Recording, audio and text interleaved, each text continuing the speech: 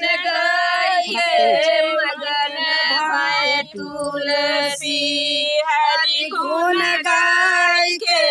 मगन भय तुलसी सब तो जइए हाथी से घोड़ा बल पीस जाय के राम चलिए भुइया भुइया चिउटी बराई के गुण गाय के मगन भय तुलसी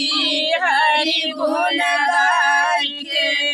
सब खाइए पूरी कचौड़ी बर्फी सजाई के सब खाइए पूरी कचौड़ी बर्फी सजाई के राम खाइए सुखी भौरिया पति कमाई के भजन राम मनु के धन पाई के। अरे बनी हमारा सास